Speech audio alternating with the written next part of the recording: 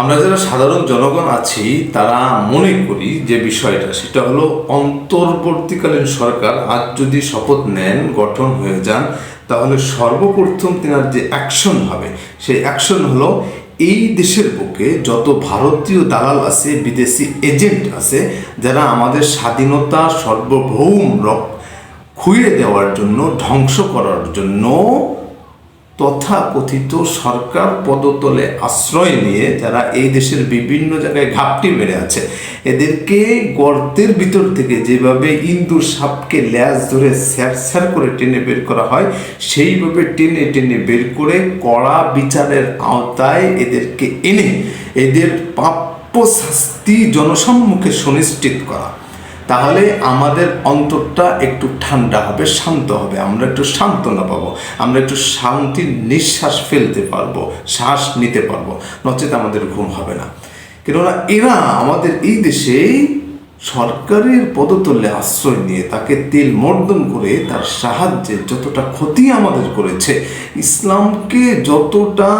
খারাপভাবে বাজেভাবে তারা আঘাত করেছে, এটা আসলে আমরা কোনোদিন বলতে পারি না। বিশেষ করে শিক্ষা ব্যবস্থায় যে সমস্ত নাস্তিক্যবাদ, যে সমস্ত সেক্সুয়াল অ্যাক্টিভিটিকে তারা ছড়িয়ে দিয়ে আমাদের এই রক্ষণশীল ইসলামকে বেহায়াপনার অস্ত্র দিয়ে আঘাত করে ধ্বংস করতে চেয়েছেন, আসলে এটা আমরা কোনোদিন মেনে নিতে পারি না। এজন্য অন্তর্বর্তীকালীন সরকার যেই হোক, আমাদের কোনো সমস্যা নেই, কিন্তু একটাই কথা, একটাই অনুরোধ, তারা যেন আগে এই সমস্ত রয়ের এজেন্ট, এই সমস্ত ইসকনের এজেন্ট, এই সমস্ত ভারতের দালাল, এই সমস্ত বিদেশি চক্রান্তের যত ঘাপটি আছে, এগুলোকে ভেঙে গুড়মার করে দিয়ে এগুলোকে আগে ধরে ধরে এক একটাকে সাইজ করে এরপরে এদেরকে চরম অপমান করে, চরম ধরাই করে এদেরকে যার যার দেশে পাঠিয়ে দেওয়া, যার যার দেশে ছিল মেরে এমনভাবে বিতাড়িত করে দেওয়া, যাতে করে এই দেশের মাটি, জনগণ যতদিন থাকবে, ইসলাম ধর্ম যতদিন থাকবে, ততদিন পর্যন্ত যেন এই দেশে আসার নাম গন্ধ ওদের মুখে না শোনা যায়। এই একটাই আমাদের দাবি থাকবে। সম্মানিত বন্ধুরা, আরেকটা দাবি থাকবে, এখানে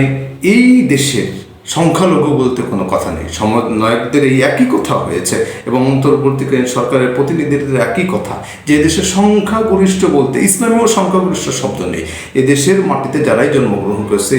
হিন্দু হোক, বৌদ্ধ হোক, এরা খ্রিস্টান হোক, এরা সবাই সমানভাবে এই দেশের জনগণ। এই দেশের নিরাপত্তার যতটা সুযোগ সুবিধা, নিরাপত্তার যত আইন আমাদের উপরেও প্রয়োগ হবে, ঠিক তদ্রূপ